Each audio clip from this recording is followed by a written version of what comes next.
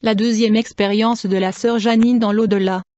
Bonjour, je suis la sœur Janine du Congo. Je suis une intercesseuse. J'ai été transportée dans le monde des esprits à 3 occasions. Dans la première occasion, j'assistais à la prière d'intercession, quand soudain j'ai senti la présence de gens autour de moi. Aussitôt que j'ai ouvert mes yeux pour vérifier qui était autour de moi, c'est alors que j'ai vu les anges radieux et resplendissants, et leurs vêtements brillaient, et ils se tenaient dans l'espace car ils ne touchaient pas le sol. Quand je les ai vus, j'avais eu peur. Ces anges m'ont dit que le Seigneur les avait envoyés me prendre. C'est ainsi que nous avons commencé à monter au ciel. Ce fut quand mon pasteur priait pour réveiller mon corps que ce voyage angélique fut interrompu et je suis retourné dans mon corps. Comme le Seigneur voulait me faire visiter le monde invisible, il a fait savoir à mon pasteur que je serais dans le coma pendant 3 jours, afin de visiter le monde spirituel. Ainsi, le Seigneur m'a instruit d'entrer dans une série de jeûnes et prières de 7 jours sans manger. Après cette série de prières, nous avons pris quelques jours dans la présence de Dieu. Alors que nous dormions à l'église,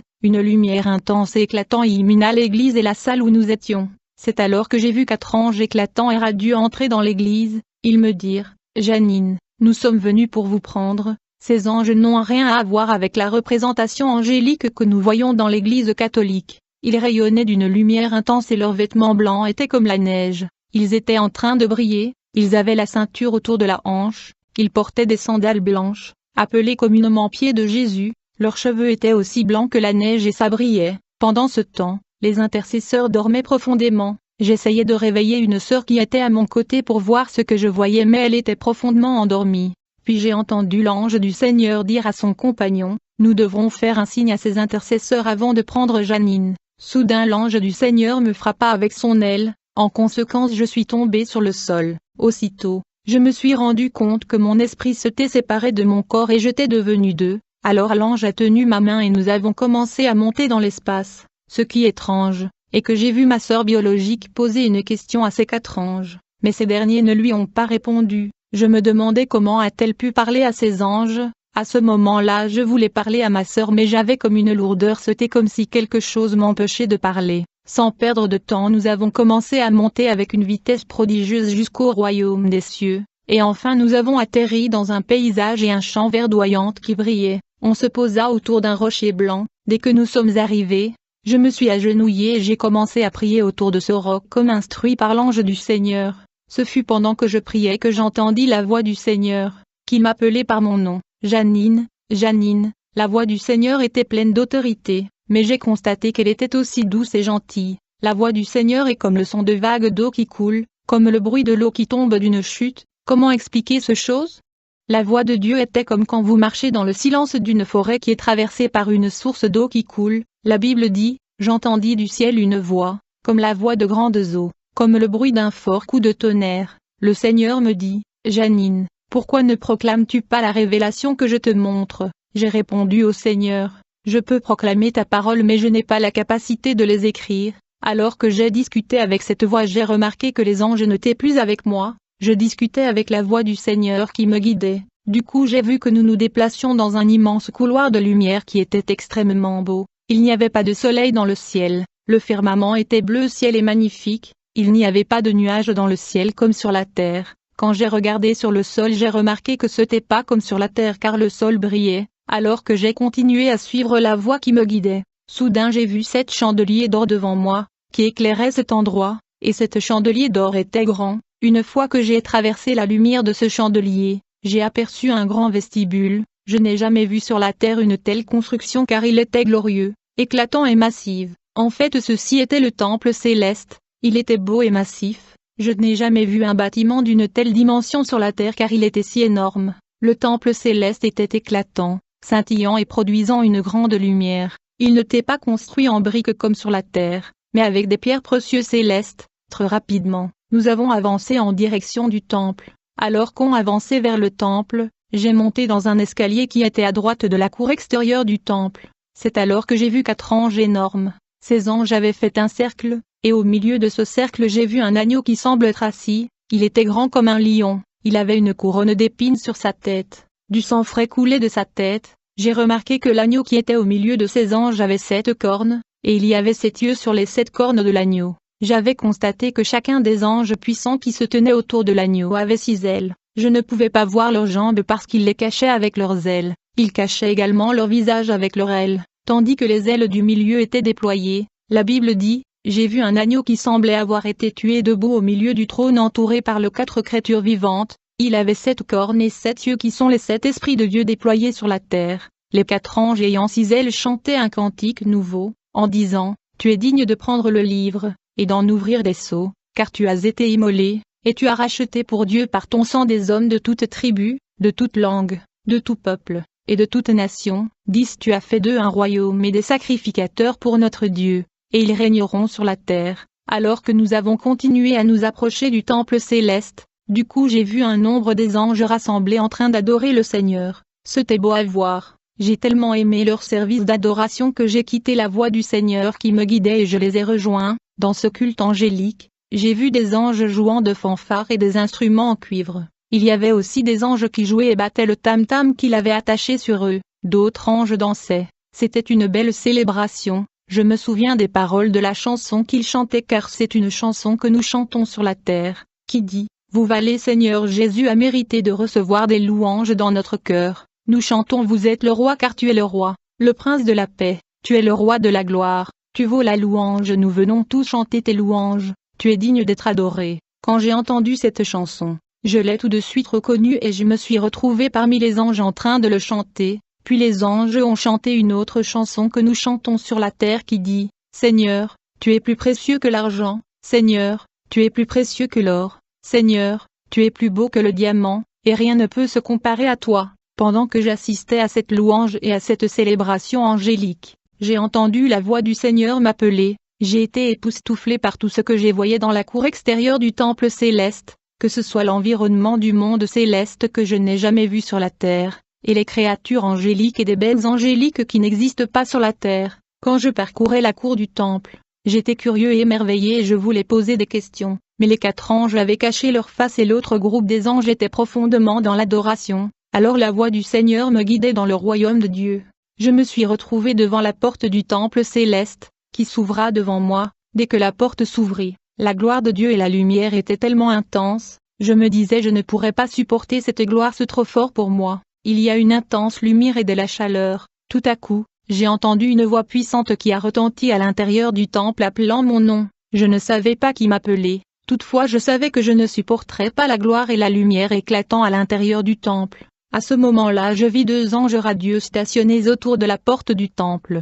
Leurs vêtements étaient différents de celui des anges qui sont venus me prendre, car leurs vêtements n'atteignaient pas leurs pieds, mais se limitaient plutôt au niveau de leurs genoux. Un ange tenait un épée, et l'autre tenait un encens, puis j'ai vu les 2 anges brûler de l'encens autour du parvis extérieur du temple céleste. J'observais leur accoutrement et leurs ailes. J'ai remarqué que leur aile ressemblait au métal tranchant, j'avais l'impression que ces ailes pouvaient blesser un humain dans le cas où il y avait contact. Les 2 anges me dirent nous devons vous faire entrer à l'intérieur du temple pour rencontrer le Seigneur. Je leur dis, je ne serais pas capable de supporter la lumière et la gloire qui étaient dedans parce que c'est trop pour moi. Alors un de ces anges me frappa avec son aile, et je suis tombé à terre. Aussitôt je me suis relevé, j'ai senti la paix comme jamais auparavant. J'étais devenu comme les anges parce que la gloire à l'intérieur du temple était devenue supportable pour moi. Quand nous sommes entrés à l'intérieur de la cour intérieure du temple céleste, j'ai vu l'ordre dans les temples, puis je vis les 24 vieillards à genoux et leurs couronnes sur le sol et ils adoraient le Seigneur. Ils étaient à genoux à gauche et à droite du trône de Dieu, et au milieu ils avaient laissé un espace. Les anciens et les 4 créatures vivantes n'étaient pas vraiment proches du trône de Dieu comme nous pensons. À vrai dire il y avait une distance relative qui les séparait du trône de Dieu. Les 4 êtres vivants étaient massifs et grands, derrière les anciens et les créatures vivantes qui étaient proches du trône. Je voyais une foule innombrable et des milieux des anges debout dans 2 colonnes devant le trône. Quand j'ai levé les yeux, j'ai vu le trône du Seigneur. Sur le trône il y avait comme un être assis, qui ressemblait à une flamme de feu qui agitait et brûlait. Ses yeux semblaient être des flammes de feu. Je ne pouvais l'observer, car il était comme le soleil qui brûle à midi. C'était difficile pour moi de regarder le Seigneur qui était assis sur son trône, car il était comme le flamme de feu. Du coup, celui qui était assis sur le trône m'appela. Rappelez-vous que dans la cour extérieure il m'appelait par mon nom, mais dans la cour intérieure du temple le Seigneur m'appelait ma fille. Quand il m'a appelé ma fille, j'ai répondu, oui, Manuel, parce que les anges l'appelaient Manuel. Du coup les 2 anges me furent asseoir sur une chaise qui était spécialement préparée pour moi à l'intérieur du temple céleste. Quand je me suis assis sur cette chaise, j'observais le Seigneur et j'ai remarqué que le Seigneur ne bougeait jamais de son trône, il était toujours assis. Puis j'ai vu les 2 anges venir à moi, ils tenaient 2 coupes contenant du miel et du lait. Dès que j'ai bu du lait dans mon ventre, j'ai senti comme quand vous avez mangé quelque chose froide. J'ai remarqué que le miel était blanc, différent de celle que nous avons sur la terre qui est un peu jaune ou chocolate. Quand je l'ai bu, j'ai senti le même effet que le lait. Puis le Seigneur depuis son trône m'appela, ma fille Janine, maintenant vous pouvez me poser des questions que vous voulez poser. Sans tarder, j'ai dit, Seigneur, j'aimerais connaître l'avenir de notre Église. Du coup, j'ai vu un livre s'ouvrir devant moi, dans une page précise, où je pouvais voir mon Église dans le futur. En fait, dans ce livre, il y avait le passé, le présent et le futur de mon Église. Ce que j'ai vu dans ce page-là est accompli déjà sur la terre tel que je l'ai vu. Puis un autre page était ouvert où j'ai vu l'avenir de notre Église. En fait, j'ai vu que l'Église était devenue un grand temple, bien décoré. Il était vraiment épanoui. Même la vie de gens qui sont membres aujourd'hui avait changé dans le futur. Et ils étaient différents. Puis j'ai posé la question à propos de mon pasteur. Le Seigneur me dit qu'il restera leader. Il y aura beaucoup de branches et beaucoup de pasteurs dans votre Église. Mais votre pasteur restera le leader. Puis j'ai demandé le Seigneur Jésus à propos de la sœur qui était le leader de notre groupe d'intercession. Le Seigneur me dit, ma fille, pourquoi tu ne poses pas de questions sur votre vie? Mais vous posez des questions sur la vie des autres, mais comme vous avez posé la question sur votre leader, voilà où elle est. Dès que le Seigneur a parlé ainsi, immédiatement, j'ai vu un écran géant apparaître devant moi. Dans cet écran géant étaient diffusées des images. En fait, j'ai voyé mon corps sur la terre qui était allongé et inconscient dans la chambre à l'église. Le Seigneur me dit, regardez votre corps.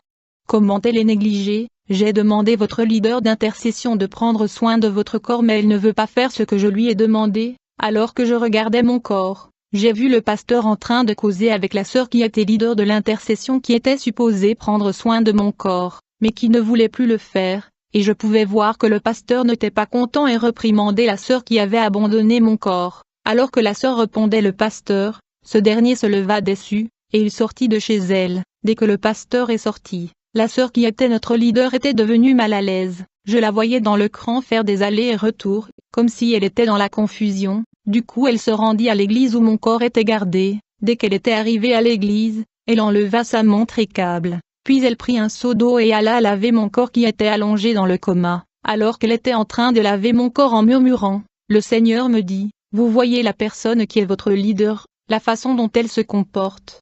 Puis le Seigneur a comme souri, d'une sourire de déception. J'ai dit au Seigneur, Emmanuel, pardonne-la, car moi je l'ai pardonné. Nous les hommes nous sommes comme cela, nous avons de failles. Immédiatement le Seigneur me dit, ma fille, il y a une différence entre son cœur et la vôtre. Car si je vous avais donné ce travail, vous alliez le faire sans murmure à cause de la condition de votre cœur qui est bonne. Maintenant, voici comment est votre cœur par rapport à celle de votre leader. Immédiatement un autre écran géant apparut devant moi, et je pouvais voir une scène de ma vie, qui a été projetée sur l'écran géant. Cette scène était une période de ma vie où nous avions reçu la visite de la tante de mon papa, qui est venue du village. Elle souffrait de la tuberculose, elle était tellement vieille, qu'elle urinait même sur ses habits. Et ses urines étaient sur son corps, car elle ne pouvait plus prendre soin de son corps, et personne ne voulait prendre soin d'elle dans la famille et toucher ses saletés. Ainsi tout le monde gardait distance, et donc elle était abandonnée comme ça avec ses cacas sur son corps qui blessaient sa peau. Personne ne voulait s'approcher d'elle à cause des urines et des cacas qui étaient sur elle.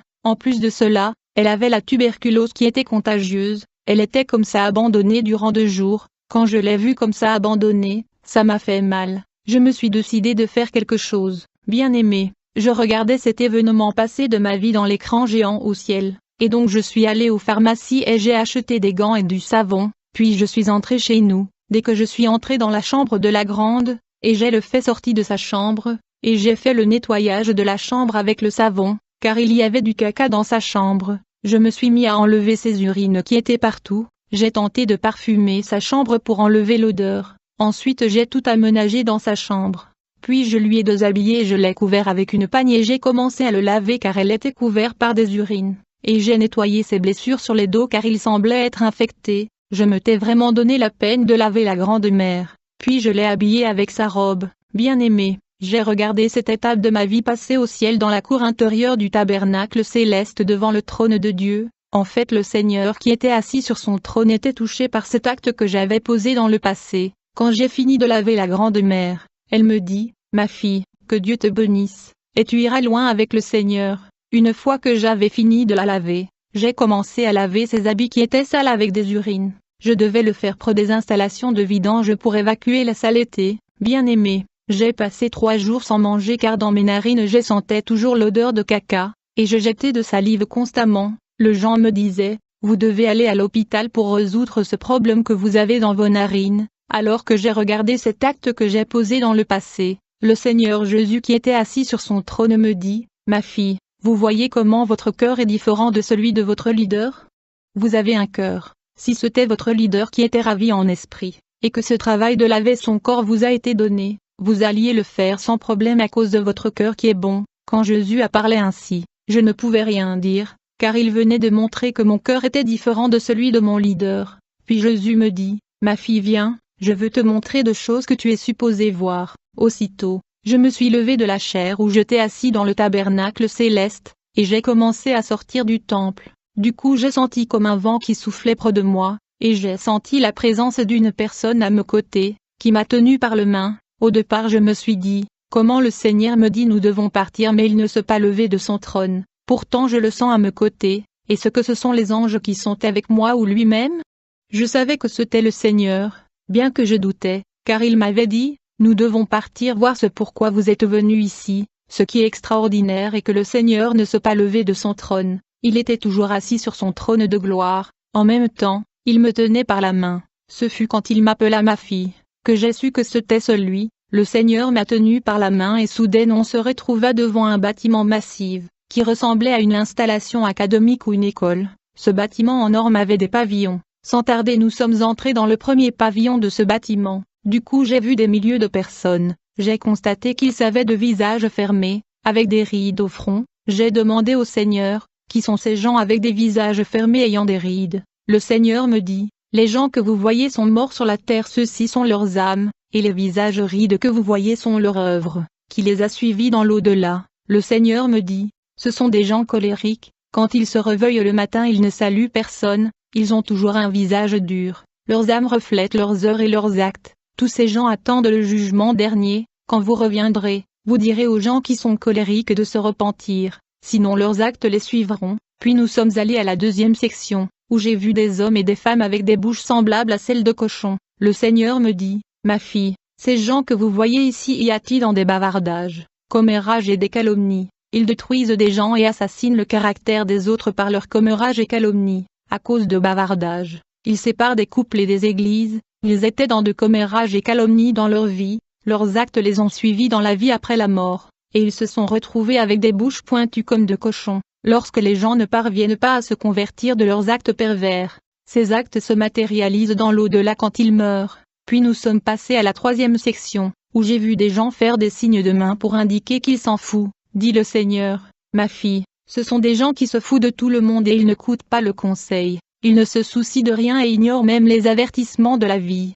Dans la quatrième partie, j'ai vu des femmes avec des très longs ventres et j'étais surprise. Jésus dit, ma fille, ces femmes que tu vois sont celles qui pratiquent l'avortement, leur ventre est comme ça à cause des bébés qu'elles ont avortés. Dans la cinquième section j'ai vu des hommes, j'ai vu du sang et j'ai vu des femmes, j'ai remarqué le sang qui était à cet endroit appelé à la justice et la vengeance, j'ai vu des femmes avec des médicaments à la main. Le Seigneur a dit que ces dames ont conseillé à leurs amis d'avorter. Puis j'ai vu des nombreux médecins et docteurs en uniforme, et ils tenaient des instruments médicaux grâce auxquels ils effectuent des procédures d'avortement. J'ai demandé au Seigneur à propos de ces médecins. Le Seigneur a dit que ces médecins ont pratiqué l'avortement dans la vie des femmes, c'est pourquoi ils sont ici. Quiconque aide dans l'avortement, que ce soit dans le conseil ou dans la finance, même celui qui a engrossé la fille, ils ont tous du sang à la main. Le sang d'innocents pleure pour la vengeance. Vous devez vous repentir car le Seigneur est assis sur son trône de grâce, mais le jugement vient. Dès que nous sommes allés dans la sixième pavillon, j'ai vu des hommes et des femmes avec des piercings et des perforations dans toutes les parties de leur corps. J'ai vu des hommes avec des piercings au nez, aux oreilles. J'ai vu des femmes nues avec des piercings dans leurs seins, dans leur cordon ombilical, dans leur sexe et même les parties intimes. Le Seigneur dit, Les gens attendent et sont en attente de la marque de la bête 666. Mais ces piercings sont aussi la marque de Satan. Tous ces piercings et tatouages sont les marques de Satan. Puis dans la 7e section j'ai vu des gens avec des tatouages de serpents, d'aigles, de cœurs, de fleurs et de démons. Le Seigneur dit que beaucoup de gens ne comprennent pas le sens de ces tatouages. Beaucoup suivent les autres par l'ignorance. Le Seigneur dit, ces tatouages sont la marque de l'Antichrist que les gens attendent. Si l'enlèvement se produisait aujourd'hui, ces piercings et tatouages se tourneront en marque de la bête. Alors le Seigneur parla du tatouage de fleurs, qui est à vrai dire la représentation de sirènes et déesses de Satan. Le Seigneur dit, le temps viendra où pour vivre et continuer la vie sur la terre il sera obligatoire de recevoir la marque de l'Antichrist, et ces piercings et tatouages sont véritablement la marque de l'Antichrist que les gens obtiennent afin de prendre part au règne de l'Antichrist qui vient. Les gens achètent le billet en avance pour prendre part à la reine de l'Antichrist. Jésus dit, ces piercings et tatouages sont des alliances de sang. Les gens ne connaissent pas les injections et produits qui sont insérés dans leur corps. Mon peuple périt faute de connaissance. Quand tu rentreras sur la terre tu leur diras de se repentir et d'invoquer mon sang sur ces marques. Dès que nous sommes allés dans le 8e pavillon de l'au-delà, j'ai vu des lotions, des savons, des produits cosmétiques et hygiéniques. J'ai vu des produits des maquillages, j'ai vu de vivres, de la nourriture, des charcuteries dans les entrepôts de l'au-delà qui seront envoyés sur la terre.